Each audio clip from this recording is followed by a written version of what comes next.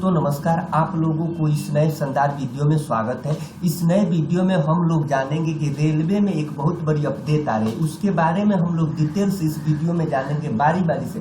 कितना एज चाहिए, क्या क्वालिफिकेशन चाहिए, कैसा मेरिट बनेगा। इसमें आपको कोई एग्जाम नहीं देना है, मेरिट बेस्ड आपका सिलेक्शन होगा, उसके बारे में हम लोग जानते हैं। देखिए यह गवर्नमेंट ऑफ इंडिया या भारत सरकार के रेलवे विभाग से ये बहुत बड़ी अपडेट आ रही है। देखिए रेलवे मुंबई जो रेलवे बोर्ड के है वहाँ से यह अपडेट आ रही है। देखिए फार्म आपका ऑनलाइन कब से होगा। देखिए फार्म आपका 27 जून 2023 से फार्म आपका भरना ऑनलाइन शुरू हो जाएगा और इसका लास्ट डेट है 26 जुलाई 2023 तक आप फार्म भर सकते हैं। लमसम आपको 1 मंथ का टाइम दिया जा रहा है इस फार्म को भरने के लिए। देखिए यह एक अप्रेंटिस है। देखिए अगर आप 10th और 12th पास करके ITI किए हैं, SCVT या NCVT, तो आप इस फार्म को भर सकते हैं। अप्रेंटिस का मतलब होता है कि रेलवे सरकार मैंने आपको 2 से 3 साल तक रखेगी, आपको अच्छा खासा वेतन देती है और उसके बाद तो आपको हटा देती है।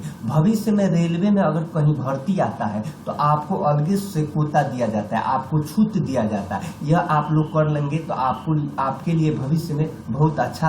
रेलवे का वेबसाइट है, आप www.rrc.wr.com पर जाकर आप इसका नोटिफिकेशन पढ़ सकते हैं। देखिए फार्म आपको ऑनलाइन मोड में भरना है। देखिए फार्म आप ऑनलाइन मोड में भर सकते हैं, फार्म आपको ऑफलाइन नहीं भरना है। आपका पेमेंट भी ऑनलाइन मोड में आपको करना है। जब आप फार्म भरेंगे तो आपको ईमेल आईडी लगेगा। आपको ईमेल आईडी बहुत ज़रूरी है। ईमेल आईडी, आधार कार्ड, मोबाइल नंबर आपको बहुत ज़रूरी है, तभी आप इस फार्म को भर सकते हैं, नहीं तो आप इस फार्म को नहीं भर सकते हैं। इसमें आपका वेतन कितना रहने वाला है। देखिए इसमें आपको वेतन लेवल 1 कैटेगरी जो होता है 18,000 से लेकर 56,900 रुपये पर मंथ तक आपका वेतन दिया जाएगा। लगभग फर्स्ट मंथ में आपको 25-30 हज़ार रुपये वेतन दिया जाएगा। देखिए यहाँ पर दे रहा है कि वेस्टर्न रेलवे से, मैंने वेस्टर्न रेलवे मुंबई से यह अपडेट भर्ती आई है। देखिए आपको ऑनलाइन एप्लीकेशन मैंने ऑनलाइन आपको फार्म भरना है।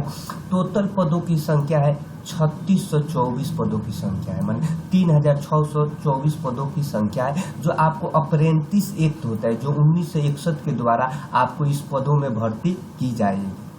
अब आप जान लेते हैं इसका अब एज क्राइटेरिया जान लेते हैं। देखिए आपका एज 26 जुलाई 2023 तक देखिए मिनिमम 15 वर्ष होना चाहिए और मैक्सिमम आपका 24 वर्ष होना चाहिए। माने 26 जुलाई 2023 तक मिनिमम 15 वर्ष और मैक्सिमम 24 वर्ष रहेगा, तभी आप इस फार्म को भर सकते हैं, नहीं तो आप इस फार्म को नहीं भर सकते। अगर आप SC, ST, OBC कैंडिडेट हैं तो आपको एज में 5 वर्षों की छूट दी जाती है। देखिए SC, ST के लिए 5 वर्षों के लिए और OBC के लिए 3 वर्षों की छूट दी जाती है। तो और अगर आप हैंडीकेप है तो आपको 10 वर्ष की छूट दी जाती है। तो आपका अगर SC, ST है तो आपका मैक्सिमम एज हो जाएगा 29 वर्ष। अगर आप OBC हैं तो आपका मैक्सिमम वर्ष हो जाएगा 27 वर्ष, तब आप इस फार्म को भर सकते हैं। अगर आप एक सर्विसमैन हैं तो आपको 10 वर्षों की छूट दी जाती है। मतलब अगर आप सर्विसमैन हैं तो आपको 10 वर्षों की छूट दी जाती है, तो आपका मैक्सिमम एज हो जाएगा 34 वर्ष, तब आप इस फार्म को भर सकते हैं।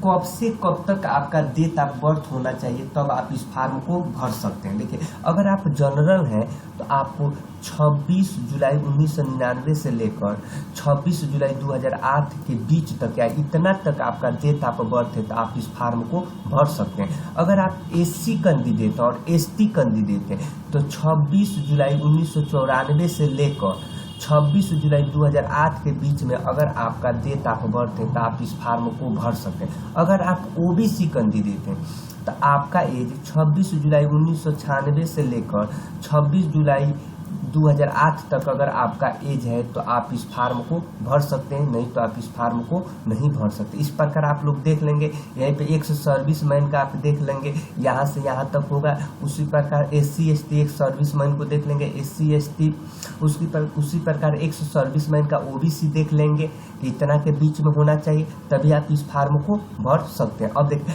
आपका क्वालिफिकेशन क्या होना चाहिए कि आप कितना तक पास हैं तो आप इस फार्म को भर सकते हैं। देखिए आपको मैट्रिकुलेशन मैंने 10th पास होना चाहिए और 12th पास होना चाहिए। इन दोनों में मैंने 12th में आपका मिनिमम 50% मार्क होना चाहिए। मैंने आप मान लीजिए किसी भी बोर्ड से, Bihar board, UP board, Jharkhand board, Maharashtra board, MP board, कहीं भी बोर्ड से आपका मिनिमम 50% मार्क होना चाहिए, तभी आप इस फॉर्म को भर सकते हैं। और देखिए 10th और 12th के साथ साथ आपको एक टेक्निकल क्वालिफिकेशन होना चाहिए। मतलब अगर आप ITI किए हैं, देखिए ITI आप NCVT मतलब होता है केंद्र सरकार द्वारा, और STVT होला स्टेट सरकार द्वारा। इन दोनों में से आप किसी भी द्वारा ITI किए हैं तो आप इस फार्म को भर सकते हैं, नहीं तो आप इस फार्म को नहीं भरेंगे।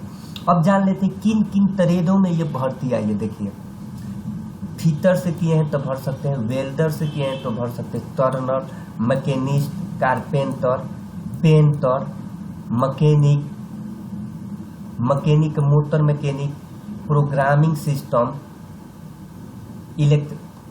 इलेक्ट्रिसिटियन, electronics mechanic, wireman, AC mechanic, pipe fitter, plumber,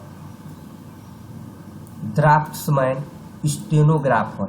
इन सभी मैंने 17 प्रकार की ट्रेड हैं। इन 17 प्रकार के ट्रेड में से किसी भी से अगर आप ITI के हैं, किसी भी ट्रेड से, तो आप इस फार्म को भर सकते हैं। फार्म भर नहीं तो 100 विद्यार्थी का मेरिट बनेगा, और जो ऊपर से रहेंगे उनका सिलेक्शन होगा। इसी प्रकार हर ट्रेड का अलग अलग सिलेक्शन होगा, मेरिट पर सबका सिलेक्शन है। आपको कोई एग्जाम नहीं देना है, आप 10th 12th और ITI के बेस पर आपका सिलेक्शन हो जाएगा। देखिए इसमें कितना फी देना है, तो आपको मात्र 100 रुपये फी देना है। आप 100 रुपये फी देकर इस फार्म को भर सकते हैं। और फार्म कहाँ से ऑनलाइन करेंगे, तो फार्म आप रेलवे की एक वेबसाइट होता है www.rrcwr.com पर जाकर आप जैसे ही ओपन करेंगे गूगल पर, तो आपका पोर्टल खुल जाएगा और वहां पर जाकर आप फार्म को ऑनलाइन कर सकते हैं। संपूर्ण जानकारी आप लोगों को समझ में आया होगा। अगर आप लोगों को कोई डाउट या कमेंट हो तो कमेंट सेक्शन में जरूर बताइएगा, उसका जवाब दिया जाएगा। अगर आप इस चैनल पर नए जुड़े हैं तो इस चैनल को सब्सक्राइब कर दीजिएगा। मिलते हैं नए अपडेट के साथ।